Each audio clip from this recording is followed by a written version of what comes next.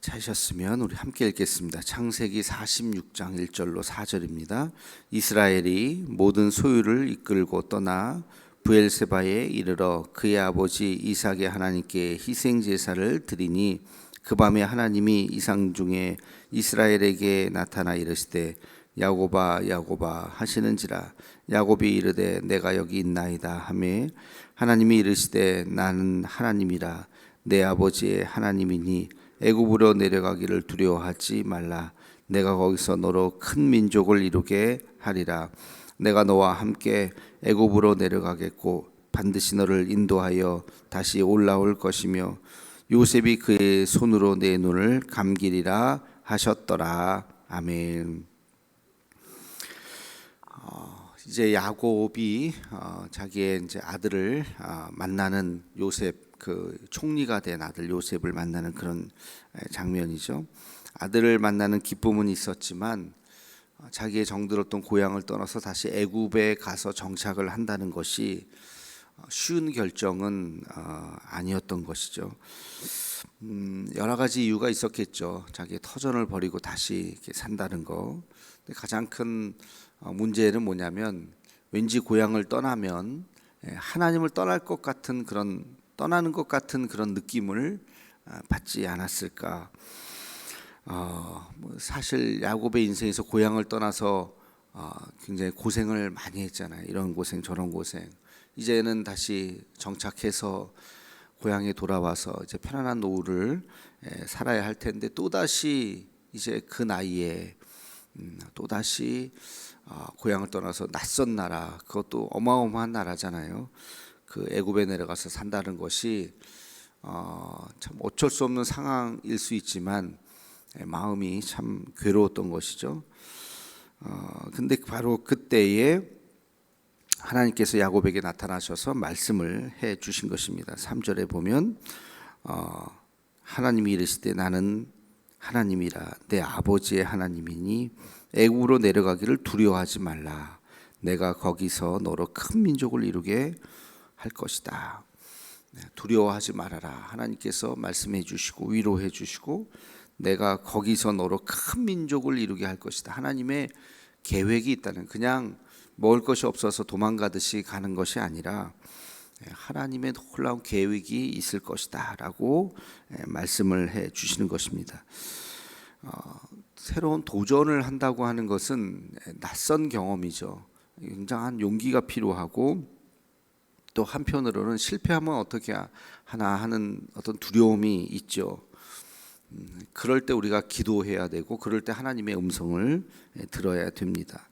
하나님께서 분명히 말씀해 주십니다. 4절 말씀 우리 같이 한번 읽어볼까요? 내가 너와 함께 애굽으로 내려가겠고 반드시 너를 인도하여 다시 올라올 것이며 요셉이 그의 손으로 내 눈을 감기리라 하셨더라. 아멘. 여기서 우리가 주목할 단어 두 가지가 있어요. 하나는 뭐냐면 내가 너와 함께 애굽으로 내려가겠다. 내가 너와 함께 할 것이다. 하나님께서 우리에게 늘 말씀하시는 단골 메뉴가 뭐냐면 내가 너와 함께 하리라. 함께 한다. 그것만큼 또 위로가 되는 게 없죠. 우리가 왜 두려워합니까? 혼자 있다는 생각 때문에 두려워하죠. 인생이 왜 두렵습니까? 나 홀로 서 있는 것 같이, 나는 지혜가 부족하고 나는 힘이 없고 연약한데 그 광야에서 홀로 서 있다고 생각하면 그 짐승의 때에 뭐 먹을 것도 없고 마실 물도 없고 그럴 때 아무도 도와주는 이 없이 혼자 서 있다고 생각하면 그 밀려오는 그 공포감이라고 하는 것이 있어요. 근데 하나님께서 늘 우리에게 말씀하십니다. 내가 너와 함께 할 것이다. 그 하나님이 어떤 하나님이에요? 전능하신 하나님, 세상을 창조하신 그 하나님이 내가 너와 함께 할 것이다. 그렇게 말씀하고 계시죠. 그러니까 우리는 두려워할 필요가 없어요. 그리고 함께 할 뿐만 아니라 내가 반드시 너를 인도하여 다시 올라올 것이다. 인도할 것이다. 하나님이 그저 옆에 그냥 동행하시는 것만이 아니라 우리의 삶을 인도하시는 거예요. 갈래길이 나오면 어느 쪽으로 가야 되나? 하나님 옆에 가만히 있는 것이 아니라 이쪽으로 와라 하고 하나님 우리의 삶을 인도하시는 거예요. 그것만큼 위로가 되는 게 어디 있습니까? 그러니까 우리는 주의 손을 붙잡고 간다면 두려워하지 않을 수 있어요. 하나님이 나와 함께 할 것이고 그리고 나의 삶을 인도할 것이다. 하나님은 가나안 땅에만 계신 하나님이 아니죠. 그의 야곱의 고향에만 계신 하나님이 아니라 하나님은 어디나 계시죠. 애굽에도 계시고 하나님께서는 어느 곳에나 계십니다. 우리가 그의 이름을 부르는 그곳, 하나님이라고 그의 이름을 부르는 그곳에 함께 계십니다. 여기에도 계시고 여러분이 부르는 어느 곳에 있든지 하나님은 함께 하시는 거예요. 장소가 중요한 것이 아니에요. 하나님은 대한민국에만 계십니까? 그렇지 않죠. 전 세계 어디나 우리가 하나님을 부르는 그곳에 계시는 거예요. 다른 말로 하면 우리가 하나님을 부르지 않는다면 하나님의 임재를 느끼지 못하는 거죠. 우리가 주의 이름을 부를 때 그때 하나님께서 우리와 함께 하시고 우리의 삶을 인도하시는데 우리가 주의 이름을 부르지 않는다면 그러면 고독하게 혼자 낑낑대고 걸어가는 거예요. 하나님 옆에서 그냥 지켜보시는 거겠죠. 그러나 우리가 하나님의 이름을 부르고 하나님 우리와 함께 해 주옵소서라고 우리가 주님의 이름을 부르며 고백할 때 하나님께서 우리와 함께 하시는 것입니다. 이 성전이라고 하는 것은 뭐 특별한 장소가 아니에요. 하나님의 이름을 부르는 그곳이 성전이 됐죠. 야곱이 광야에서 주의 이름을 부를 때 그것이 베델이 된 것처럼 하나님의 집이 된 것처럼 우리가 하나님의 이름을 부르는 그곳이 거룩한 성전이 되는 것이고 하나님께서 그곳에서 우리를 만나 주시는 것이죠. 이 약속의 말씀처럼 이제 나중에 어떻게 됩니까? 야곱이 용기를 가지고 이제 애굽으로 내려가죠. 거기서 그의 말년을 살고 거기서 죽죠. 그러나 거기서 죽었지만 오늘 말씀의 약속처럼 그를 애굽에 묻지 않고 자기의 고향, 자기의 부모님이 돌아갔던 그 막벨라 굴 거기에 가서 장사를 지내는 장면이 나옵니다. 아브라함과 사라가 또 묻어 있었고 이삭과 리브가가 묻어 있었던 바로 그 땅 거기에 가서 이제 요셉이 자기 아버지를 장례를 치르고 다시 돌아오는 그런 이야기가 기록되어 있죠. 우리가 때때로 사는 어떤 고향을 떠날 때가 있어요. 그러나 그것은 뭐 두려움이 있을 수 있지만 또 원하든 원하지 않던 그런 길을 떠나야 할 때도 있지만 중요한 것은 그 물리적인 그런 길이 중요한 것이 아니라 하나님이 나와 함께 하시는가, 하나님의 계획하심이 있는가 하는 것들을 잘 기도하고 하나님의 뜻 가운데서 우리가 걸어가는 것이 중요한 것이죠.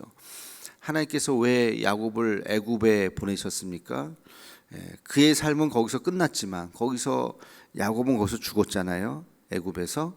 그러나 하나님의 역사는 이제 시작이 되는 것이죠. 거기서 400년, 430년 정말 어마어마한 시간을 보내면서 이스라엘 백성들이 장정만 60만 명의 엄청난 인구가 거기서 형성이 되고 그리고 드디어 출애굽을 하면서 다시 400년 후에 가나안 땅으로 들어가는 그런 이제 그 놀라운 하나님의 역사의 한 흐름에 있었던 것이죠. 그래서 이제 야곱과 그의 가족을 보낸 것입니다. 그 하나님의 놀라운 섭리, 우리가 죽어서라도 계속해서 이어지는 그 하나님의 섭리를 우리는 바라보아야 하는 것이죠. 우리가 할 일은 뭘까요? 그렇다면 우리가 할 일은 하나님의 뜻에 순종하는 것입니다. 하나님의 뜻에. 야곱이 죽는 순간 글쎄요, 어디까지 야곱이 알았을지 모르겠어요. 그의 하나님의 놀라운 계획을. 그저 자기는 가고 싶지 않았겠죠. 거기서 낯선 땅에서 낯선 말들을 배우면서 그곳에서 이제 이 나이가 이제 다 그 뭐 130년이 넘는 그 노인이 가서 그곳에서 생활한다는 것이 어려웠겠지만 그러나 하나님의 뜻 가운데 그곳에서 가서 거기서 생을 이제 마감하고 그러나 그 하나님의 역사는 계속되는 것이죠. 우리의 삶도 마찬가지예요. 우리가 하나님의 뜻을 어떻게 다 알겠습니까? 여러분, 50년 후의 삶을 우리가 어떻게 상상을 하겠습니까? 100년 후를 우리가 어떻게 알겠습니까? 자, 100년 후 대한민국이 어떻게 될까? 이 포항이라고 하는 도시가 어떻게 될까? 그 중에서 우리 대도교회가 우리가 이제 내년 120주년인데 200주년 때는 어떤 모습일까? 감히 상상할 수가 없어요. 예수님이 재림하시기 전이라면 뭐 대도교회는 있을 거죠. 어떤 모습으로 있을지, 이 건물이 그냥 남아 있을지, 이 건물이 남아 있지는 않겠죠. 100년, 200주년 때는 아마 다른 건물이겠죠. 건물이 이제 그렇게 오래 갈지는 않을 거니까. 그럼 여기에 누군가가 또 다른 성전을 또 지어야 되는 거예요. 이걸 어떻게 지을지는 모르겠지만 하나님의 역사는 계속되는 거예요. 그 가운데서 우리는 알지 못하는 어떤 헌신을 하게 되고 그게 50년 후 100년 후 어떻게 쓰임받지는 못하지만 하나님의 음성이 들린다면 아멘 하고 우리가 순종하는 것이죠. 하나님 앞에. 그 순종의 역사가 이제 나중에 이스라엘이 가나안 땅으로 들어가게 되는 엄청난 결과를 가져오게 되는 것입니다.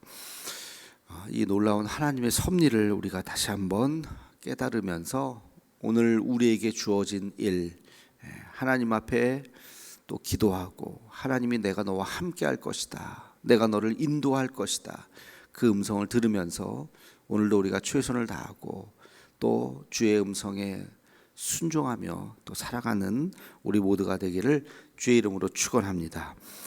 기도하겠습니다. 거룩하신 아버지 하나님, 야곱이 주의 음성을 듣고 이제 애굽으로 가는 것이 두려웠지만 그러나 순종하는 마음으로 애굽으로 내려가는 그 장면을 바라봅니다. 하나님은 여전히 우리와 함께 하시고 우리의 삶을 인도하시는 하나님이심을 믿습니다. 하나님, 지금 우리가 이 자리에 있는 것도 하나님의 인도하심이요 또 하나님의 동행하심을 우리가 또 깨닫습니다. 오늘 하루 살아가는 동안 하나님, 우리가 이해하지 못하지만 하나님의 순종함이 있게 하여 주옵시고 하나님, 그 순종함이 모아져서 하나님의 놀라운 섭리를 이룰 수 있도록 인도하여 주시옵소서. 우리 대도교회가 이제 120주년을 향해서 달려가는데 하나님, 또 우리가 200주년을 또 바라보며 이 땅에 하나님의 나라를 우리가 꿈꾸며 살아갈 수 있는 우리 모두가 되게 하여 주시옵소서. 예수님의 이름으로 기도하옵나이다.